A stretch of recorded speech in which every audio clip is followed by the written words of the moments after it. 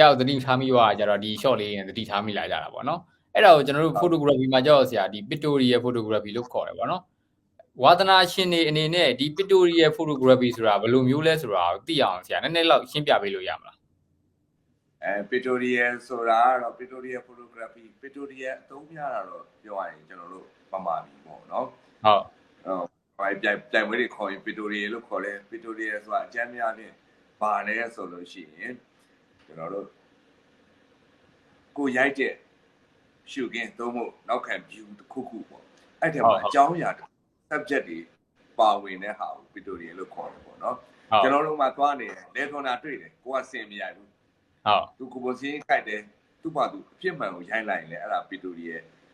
subject ပါတယ်ပေါ့နော်ပမာတော့အဲ့လိုယူဆတာပေါ့ subject ဒါမှမဟုတ်လေကိုယ့်ဘာကိုစီစဉ်ပြီးတော့ရိုက်မယ်အဲ့ဒါတွေကို pictorial ရှုကျင်စပွဲပေါ့ရှုကျင်စပွဲဖြစ်တာပေါ့ရှုကျင်စပွဲခေါ်အဲ့ဒါကိုပမာတော့ pictorial လို့ခေါ်ပါတယ်ဟုတ်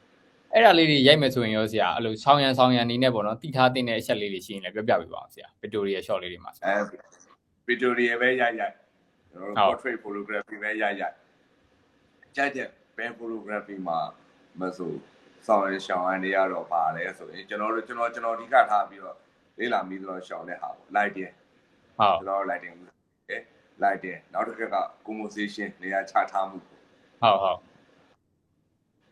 အဲ့ဒါတွေကိုအဓိကလေးလာရင်ကိုယ့်ဘဝကြည့်ရတာစင်ပြေလာပါပဲပေါ့နော်ဟုတ်အဲ့တော့ကျွန်တော်တို့ဒီ social media ကြီးကိစ္စလာတော့လေဓာတ်ပုံတွေကိုကျွန်တော်တို့ကဒီ online မှာအဲ့လိုတင်ကြတယ်ပေါ့နော်အဲ့တော့ဆရာတို့အနေနဲ့ဒီ calendar ဒီဈေးကွက်မှာရောဘယ်လိုမျိုးအပြောင်းလဲလေးဖြစ်သွားလဲဆရာဘယ်လိုမျိုးစိန်ခေါ်မှုလေးရှိလာလဲဆရာ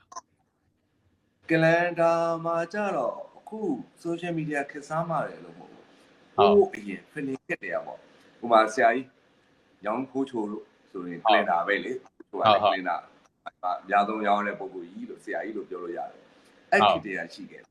လင်နာဈေးကွက်ကအဲ့တုန်းကရှိကြပါတော့အဲ့ဒီရှိကြဟုတ် social media တွေပေါ်လာတဲ့အခါမှာတခြားလင်နာထုတ်လာတဲ့ company တွေလုပ်ငန်းတွေကလည်းများလာတယ်ဟုတ်များလာတော့အရင်ကြီးဘယ်လိုပြောမလဲသူကတော့ဈေးတဲ့စကားနဲ့ပြောရမယ်ဆိုတော့သူ့မိနဲ့သူကိုမိနဲ့ကိုသွားနေကြတာအရင်ကြီးနောက်ချက်ဟိုဈေးကွက်ပြတ်တာတွေပါနေမရှိဘူးပေါ့နော်သူတန်းနဲ့သူချိုင်နဲ့သူဟုတ်